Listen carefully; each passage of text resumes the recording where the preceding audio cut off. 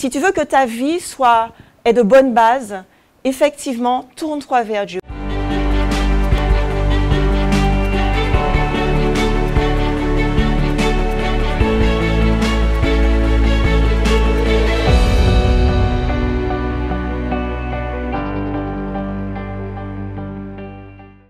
Aujourd'hui, je vais m'adresser plutôt à toi qui es jeune. La jeunesse, c'est vraiment un temps qui est formidable, où on est rempli de force, rempli d'énergie, où on a toute la vie devant soi. Mais ça peut être également un temps qui est très difficile, parce qu'en fait, l'avenir nous paraît sombre, parce qu'on ne sait pas vraiment de quoi demain sera fait. Des fois, on n'a même pas véritablement d'objectif d'un point de vue professionnel. Et tout ça nous paraît, peut te paraître véritablement incertain. Et ça peut conduire à vraiment à traverser des moments difficiles, des moments de dépression. C'est vrai que quand on est jeune, on peut aussi avoir des réalités de vie, des réalités familiales, avoir subi certaines choses qui font que la vie ne paraît pas être si belle qu'on le dit. Mais aujourd'hui, je suis véritablement venue pour te rassurer, pour t'encourager et pour t'apporter une bonne nouvelle. Parce qu'aujourd'hui, tu te sens peut-être mal aimé, tu te sens dépressif. D'ailleurs, tu n'as aucune peut-être envie de continuer, envie de vivre. Mais sache qu'il faut véritablement que tu changes ton regard, que tu changes le regard que tu as sur toi-même et que tu changes le regard que tu as sur ta vie. Et peut-être que tu ressens ce vide au milieu de toi parce que effectivement, il te manque quelque chose. Tu ne sais pas quoi, mais tu sais qu'il te manque quelque chose. Et ce quelque chose qu'il te manque, je t'assure, c'est véritablement la présence du Seigneur. Il te manque de vraiment vivre une relation avec Dieu, de vraiment avoir une relation avec l'Esprit de Dieu. Parce que c'est le Saint-Esprit qui va te remplir, c'est le Saint-Esprit qui va changer complètement ta façon de voir les choses. Et nous le voyons dans la parole de Dieu, où il y avait David, qui était un petit berger, donc, qui gardait ses troupeaux. Et nous voyons comment, effectivement, il a été rempli de l'Esprit de Dieu. Et David a été capable de dire après, « Je suis une créature si merveilleuse ». C'est vrai que cet esprit qu'il a reçu lui a donné une capacité, lui a donné une force, lui a donné un courage qui lui ont permis, lui a donné, en fait, l'a fortifié aussi dans sa foi et lui a permis vraiment d'accomplir des choses extraordinaires. Et c'est vrai que Dieu est là pour donner un sens à ta vie. Et si aujourd'hui tu n'as pas de sens justement à ta vie, c'est probablement soit qu'il te manque Dieu parce que tu ne le connais pas, parce que tu ne sais pas qu'il peut être une solution pour toi, parce que tu en as peut-être entendu parler mais tu n'as jamais expérimenté, tu ne t'es jamais rapproché, tu aimerais mais tu ne sais pas comment faire. Ou peut-être aussi que tu connais Dieu parce que tu as grandi avec une certaine base, un enseignement religieux, mais que finalement tu t'es éloigné parce que tu as négligé ou tu n'as pas conscience en fait de l'importance que peut avoir Dieu et du changement radical qu'il peut opérer dans ta vie. Et Dieu est véritablement celui qui va te donner donc une fondation solide. Si tu veux que ta vie ait de bonnes bases, effectivement, tourne-toi vers Dieu parce que c'est celui qui va structurer ta vie. Et quand tu vas rentrer dans cette relation avec lui ou quand tu vas approfondir cette relation avec lui, si jamais tu t'étais éloigné, tu verras que tout sera fondamentalement différent. Ta façon de voir les choses sera différente. Ta façon de penser sera différente. Tu auras une espérance qu'il va te donner parce que tu vas dorénavant t'appuyer non sur ce que tu vois, non sur ce qui est autour de toi, mais sur ce que Dieu te dit.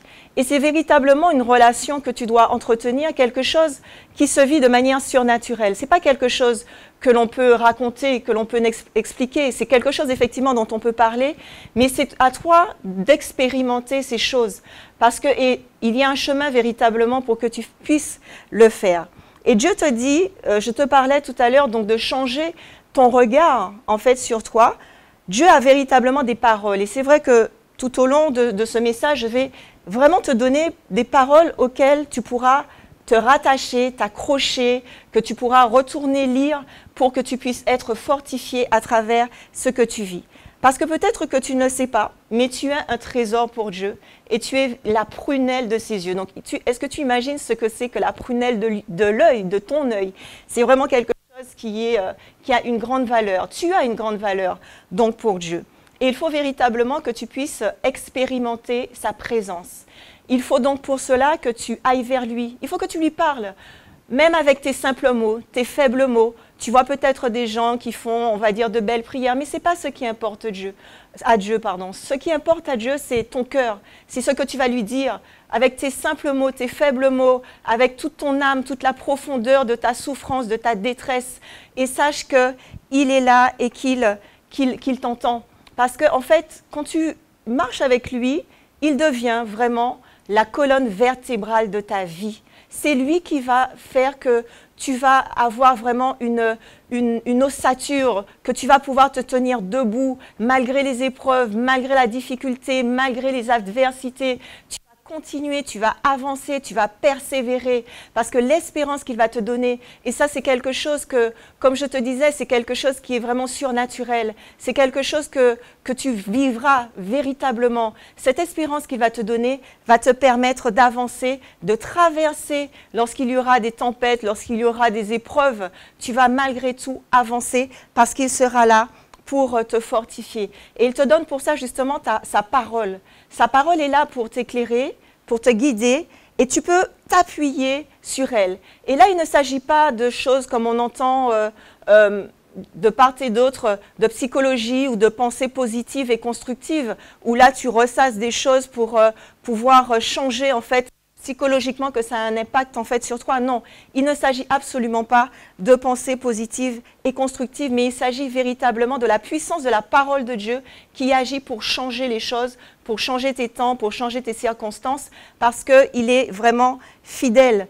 Et c'est un Dieu en fait qui va te sortir des ténèbres dans lesquelles tu te trouves pour t'amener à son admirable lumière. Donc imagine, tu sors vraiment d'une zone d'ombre où tu es dans la dépression, ce sont les idées noires, ce sont des envies peut-être même de suicide quelquefois. C'est vraiment une vie, on dit, sans issue. Et il t'amène à son admirable lumière, donc dans une dimension où les choses vont totalement changer, où il va vraiment construire, bâtir ta vie. Et c'est vraiment, il devient ta boussole et il devient ton conseiller. Alors, quels sont les projets de Dieu pour ta vie? Parce qu'il en a. Il a des projets pour chaque domaine de ta vie. Pour chaque domaine de ta vie, le Seigneur a une parole pour toi, pour t'encourager et pour te permettre d'avancer. Il a, déjà il le dit, c'est vrai, des projets de paix et non de malheur. Et voilà une promesse qui est très forte à laquelle tu peux t'appuyer dans Deutéronome 28 que je t'encourage à lire, ou à relire éventuellement, où Dieu te dit « L'Éternel ordonnera à la bénédiction d'être avec toi dans tes greniers et dans toutes tes entreprises. » Et il te dit également « L'Éternel te donnera la victoire sur tes ennemis qui s'élèveront contre toi et ils sortiront contre toi par un seul chemin et ils s'enfuiront devant toi par 7 chemins. » Et tout ça, ce sont vraiment des paroles que tu peux saisir parce que Dieu est fidèle et ce qu'il dit, forcément, il l'accomplit. Et tu vois qu'il a pour toi des projets pour te bénir, des projets vraiment où, face à tes ennemis qui sont, comme je te disais, la dépression, etc., il va les faire fuir. Et il faut que tu retrouves pour cela véritablement ton identité spirituelle et que tu te retrouves dans cet environnement qui est en réalité le tien. Parce que tu es un être avant tout, Dieu nous a créés comme étant des êtres spirituels.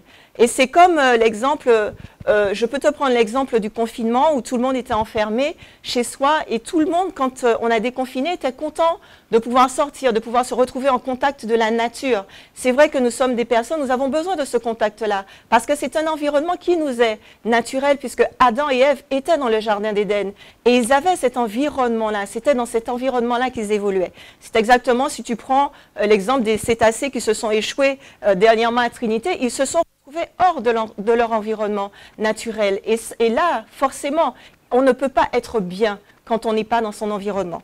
Et il faut véritablement donc que tu puisses retrouver cet environnement spirituel auquel le Seigneur t'appelle, dans lequel le Seigneur en fait t'a placé. Et tu peux même avoir du mal dans ta propre vie, justement. Tu n'arrives même pas en fait à définir le bonheur. Tu ne sais même pas ce que c'est que par exemple aimer. Quand on te demande une définition, c'est quoi aimer, tu n'es même pas capable de répondre tellement pour toi tu vois en fait les choses ne sont pas claires. Bah, t'aimer, c'est déjà aussi t'accepter comme tu es. Tu considères peut-être que tu n'es pas parfait, qu'il y a plein de choses à changer, qu'il y a plein de choses qui ne vont pas chez toi, mais sache que Dieu est celui qui te perfectionne. Et il te le dit dans sa parole, dans 1 Pierre 5, il te dit, le Dieu de toute grâce qui vous a appelé en Jésus-Christ à sa gloire éternelle, après que vous aurez souffert un peu de temps, vous perfectionnera lui-même, vous affermira, vous fortifiera, vous rendra inébranlable. C'est donc Dieu qui va faire toutes ces choses. Il te prend tel que tu es, et il t'amène à la perfection. Il te change. Tu rentres véritablement dans un processus, on l'a déjà dit, dans un cheminement, dans un chemin, sur un chemin avec lui. Et c'est vrai que sur ce chemin, il faut que tu puisses t'abandonner et vraiment le laisser accomplir en toi ce qu'il accomplit. Donc, il faut résister à toutes les pensées qui vont venir et qui vont justement te dire que tu ne vaux rien, parce que c'est vrai que tu l'as peut-être entendu dans ton enfance, on ne t'a pas valorisé, et c'est vrai que ça t'a amené à avoir une très mauvaise sous-estime de toi. Mais le Seigneur, justement, je vais te donner ce verset que je te citais tout à l'heure, dans le psaume 139, 14, où David disait à Dieu, « Je te célèbre car je suis une créature merveilleuse, tes œuvres sont merveilleuses. » Et donc, la créature merveilleuse que tu es, le Seigneur a des projets pour elle. Il a des projets pour ton mariage, par exemple, parce qu'il dit, tout simplement, pour toi qui es jeune, il dit, je veux que les jeunes se marient, qu'elles aient des enfants, qu'elles dirigent leur maison, qu'elles ne donnent à l'adversaire aucune occasion de médire. Et donc, c'est celui aussi qui, pour les études, t'accorde en fait l'intelligence. Nous voyons que dans la parole de Dieu, que Dieu a accordé à David, à Méshach, à Abednego, il leur a accordé de la science, de l'intelligence dans toutes les lettres et de la sagesse. Il avait aussi un serviteur qu'il appelait Betsalil, qui veut dire sous la protection de Dieu, et c'était un artisan du tabernacle qui était rempli de sagesse, auquel le Seigneur a donné de la sagesse, de l'intelligence, du savoir pour toutes sortes d'ouvrages, et qui l'a rendu capable de faire des inventions. Donc Dieu est là véritablement pour t'aider, pour toi. Et je t'encourage et je te laisse donc avec cette parole où le Seigneur te dit, de loin, l'Éternel se montre à moi dans Jérémie 31. Je l'aime d'un amour éternel, c'est pourquoi je te conserve ma bienveillance. Je te rebâtirai et tu seras rebâti, Vierge d'Israël. Il dit aussi que leur âme sera comme un jardin arrosé. Ils n'éprouveront plus de panique. Je changerai leur deuil en gaieté et je les consolerai. Je les réjouirai après leur tourment. Et donc, sache qu'il y a de l'espérance pour ton avenir. Alors, fortifie-toi et vraiment continuer à avancer avec le Seigneur. Que le Seigneur te bénisse.